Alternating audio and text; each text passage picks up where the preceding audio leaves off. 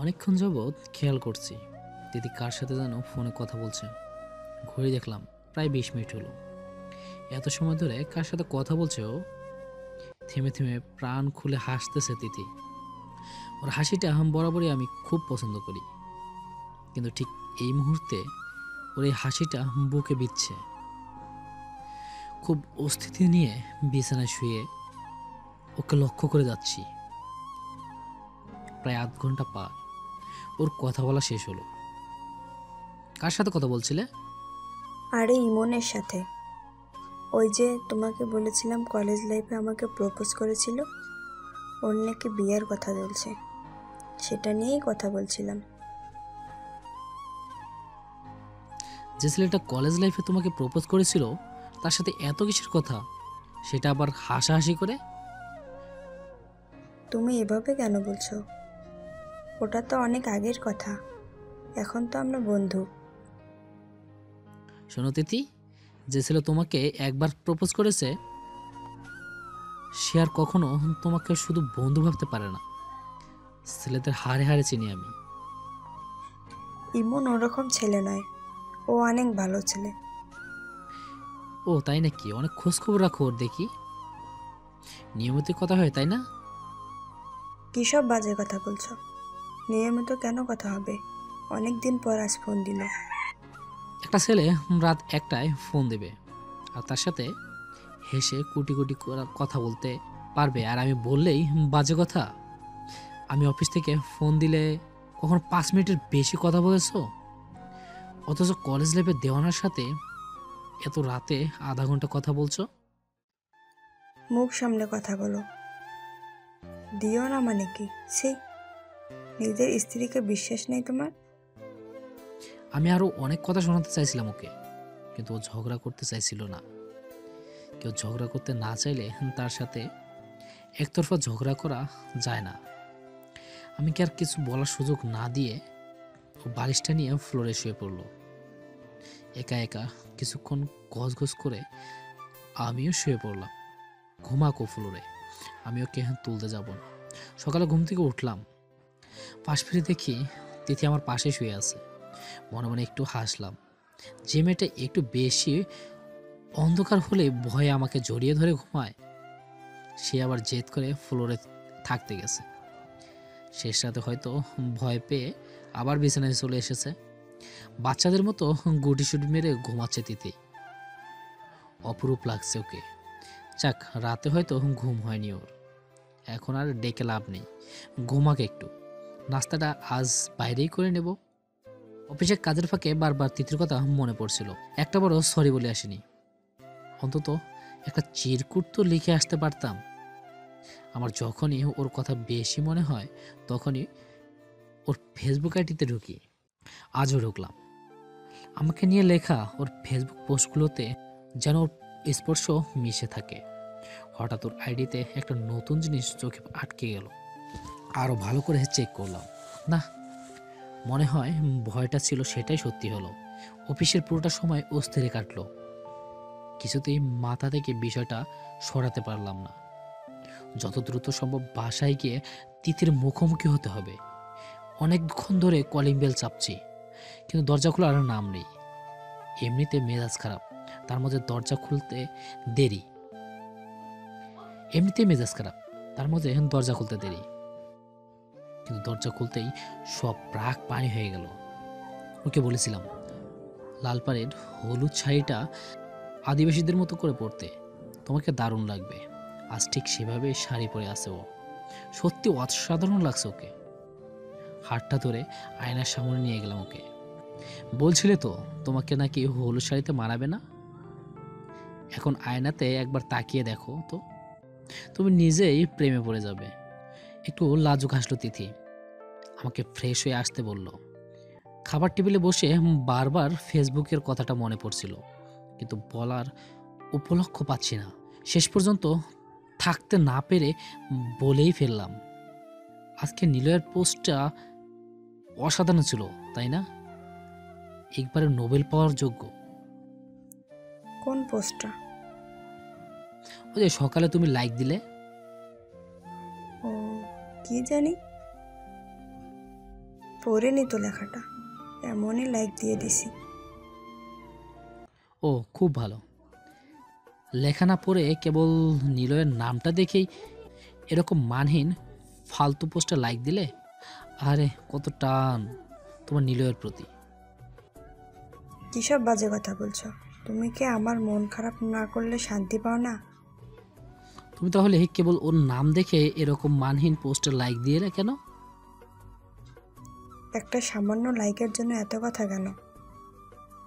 সামান্য না তুমি। এনাফ। দিনের পর দিন অনেক সহ্য করে এসেছি। প্রতিটা দিন তোমার একে ওকে জড়িয়ে আমাকে কথা শোনাতে হবে। আমি আর পারছি না, এবার মুক্তি চাই আমি। I can't tolerate anymore. মানে? হ্যাঁ, মুক্তি চাই আমি। আজ আমাদের প্রথম বিবাহ বার্ষিকী, অথচ ঘর সাজানো হয়নি, কেক আনা হয়নি, কোনো গিফটও কেনা হয়নি, দাওয়াতও দেওয়া হয়নি কাউকে। বরং এই মুহূর্তে কোর্টের অপেক্ষা করছি ডিভোর্সের, আমাদের পত্রে স্বাক্ষর করার জন্য। এই চুক্তিটাই ও চেয়েছিল আমার কাছে। হ্যাঁ, অনেক খারাপ আমি, অনেক বেশি মানসিক টর্চার করতাম ওকে, কিন্তু তার চেয়ে বেশি ওকে আমি ভালোবাসি। ওর পাশে আমি ছাড়া আর সবাইকে আমি ঈর্ষা করি। অতিরিক্ত ভালোবাসা অনেক খারাপ। ভালোবাসার মানুষটাকে ধরে রাখা যায় না। কলমটা হাতে নিলাম, কাঁপছে হাতটা। হ্যাঁ, অনেক বেশি কাঁপছে, তবু মনটাকে শক্ত করলাম। বিবাহবার্ষিকীতে ওর চাওয়া উপহারটা থেকে ওকে বঞ্চিত করতে পারবো না। মুক্তি দেবো ওকে আমার মতো জানোয়ারের ভালোবাসা থেকে। ডিভোর্সের আবেদনপত্রে স্বাক্ষর করার পর নাকি কোর্টে 3 মাস সময় দেয় নিজেদের সিদ্ধান্ত যাচাই করার জন্য। আমাদেরকেও 3 মাস সময় দিয়েছে কোর্ট। কোর্টের কাজ শেষ করে একই গাড়িতে দুজন বাসায় ফিরছি। তৃতীয় অপর পাশে জানালার পাশে বসে আছে। কেউ কারোর সাথে কথা বলছি না। আমি জানি না ও কি ভাবছে, কিন্তু আমার খুব কষ্ট হচ্ছে। ওকে ছাড়া নিজেকে ভাবতে পারছি না। একটা সুযোগ পেলে নিজেকে একবারে বদলে ফেলতাম, কিন্তু সেটাও তো হয়তো পাবো না। আমি ভেবেই নিলাম এই 3 মাস হয়তো ও আমার সাথে এক ছাদের নিচে থাকবে না। বাসায় ফিরেই ওর ব্যাগ গোছানো দেখে বুঝলাম আমার ভাবনাটাই ঠিক। তিথি ওর বাবার বাসায় ফিরে যাচ্ছে। ঠিক 1 বছর আগে বউ করে ওকে এ বাসায় এনেছিলাম, আর ঠিক 1 বছর পরই ও এ বাসা থেকে বের হয়ে যাচ্ছে। ইচ্ছে হয়েছে ওর হাতটা ধরে জোর করে ওকে আটকাই, কিন্তু হায় সেই অধিকার আমি হারিয়ে ফেলেছি। ছোট একটা কাগজ আমার ভালোবাসা থেকে বড় হয়ে সামনে দাঁড়ালো।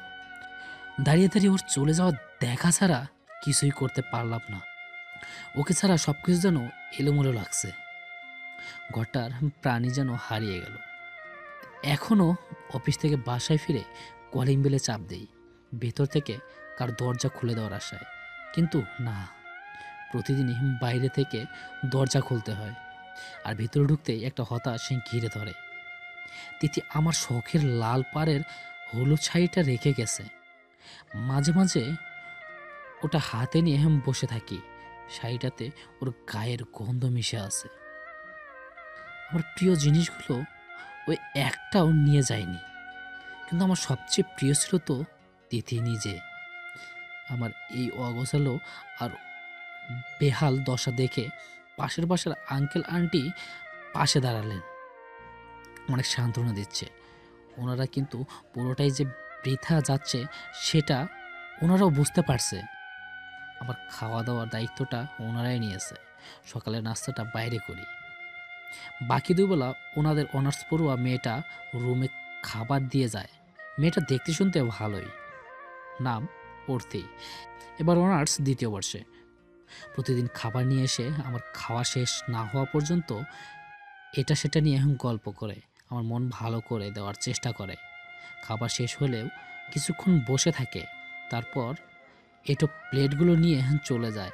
ইদানিং মাঝে মাঝেই পড়া বুঝে নেওয়ার জন্য রুমে আসে। দেখতে দেখতে 15টা দিন কেটে গেল। এর মধ্যে একবারের জন্য তিথি আমার সাথে কোনো যোগাযোগ করেনি। সেদিন খুব জ্বর লাগছিল। অফিস থেকে এসেই বিছানার ওপরে পড়লাম। জ্বরের ঘরে কেবল তিথির মুখটা চোখে ভাসছিল।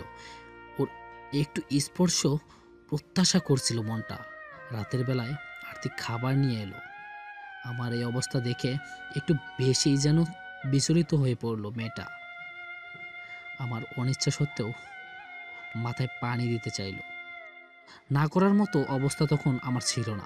অনেকটা সময় নিয়ে দক্ষ সেবিকার মতো মাথায় পানি ঢেলে দিল মেয়েটা। তারপর হাতটা ধরে বসালো। তোয়ালা দিয়ে মাথাটা মুছে দিচ্ছে। ঠিক এমন সময় জ্বরের ঘরে তিথিকে দেখতে পেলাম। দরজা দাঁড়িয়ে বিস্ফোরিত দৃষ্টিতে এদিকে তাকিয়ে আছে ও। ঘোর জিনিসটা খুব খারাপ। খালি উল্টাপাল্টা জিনিস দেখায়। তিথি তো চলে গেছে, ও এখানে আসবে কি করে? কিন্তু কিছু একটা কথা যেন শুনতে পেলাম। বাহ, কয়েকটা দিন আমি ছিলাম না, আর এর মধ্যেই এত কিছু। কণ্ঠটা তো তিথিরই। তাহলে কি এটা ঘোর নয়? ও সত্যি ফিরে এসেছে? অর্থির দিকে একবারে তাকালাম। মেয়েটা জড়সড় হয়ে মাটির দিকে তাকিয়ে আছে, হয়তো কি বলবে জবাব খুঁজছে। মেয়েটা বলল, তিথি আপু, আপনি যা ভাবছেন তা নয়। আমি চুপ করো, তুমি যাও এখান থেকে।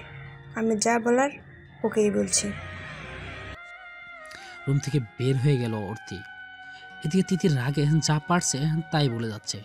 কিন্তু ও তো আমাকে ডিভোর্স দিতে চাইছিল। তাহলে অন্য মেয়ের সাথে আমাকে দেখে এত রাগ কেন? তার মানে কি এখনও ও আমাকে ভালোবাসে? আমি এক মনে এসব ভাবছি। তিথির রাগের কথাগুলো ভালোবাসা বলে মনে হচ্ছে। হঠাৎ তিথি এগিয়ে এলো আমার দিকে। চোখে চোখে তাকালাম আমরা। কি ভেবেছো তুমি? আমার সাথে ডিভোর্স হলে ওকে নিয়ে ঘর বাঁধবে? তা হতে দেব না আমি। এখনো আমি তোমার স্ত্রী। অন্য কারো দিকে তাকালে চোখ তুলে ফেলবো। কথাটা বলেই আমার কলারটা শক্ত করে চেপে ধরলো। কিন্তু আমার শরীরে স্পর্শ পেতেই যেন ও সমস্ত রাগ মুহূর্তে চলে গেল। এ কি, তোমার জ্বর? হুম আমার জন্যই এসব। এতগুলো দিন খুব কষ্টে কাটিয়েছো, তাই না? হুম তাহলে আমাকে আনতে যাওনি কেন? চলে যাবার সময় কেন হাতটা ধরে আটকাওনি? সাহস হয়নি। ভেবেছিলাম অধিকার হারিয়ে ফেলেছি। কিছুই হারাওনি। চলে যাবে না তো আবার? না, কখনো যাব না। তোমার বকাগুলোই যে ভালোবাসা, সেটা বুঝিনি তখন। তাহলে নিলয়ের পোস্টে লাইক দিতে কেন? আরে আমাদের গ্রামে নিলয় নামে একটা চোর ছিল। নিলয়ের পোস্ট দেখলেই আমার ওই নিলয় চোরের কথা মনে পড়তো, তাই লাইক দিয়ে দিতাম। ওর কথা শুনে হো হো করে হেসে উঠলাম। আমার সাথে সাথে তৃতীয় হাসতেছে। কোনো চোরকে আর আমার সংসারের সুখ চুরি করতে দেব না। তিথি মুখের এই হাসিটা সারা জীবন দেখতে চাই আমি। আমাদের গল্পটি কেমন লেগেছে কমেন্ট করে জানাবেন। ভালো লাগলে শেয়ার করতে ভুলবেন না। ধন্যবাদ সবাইকে।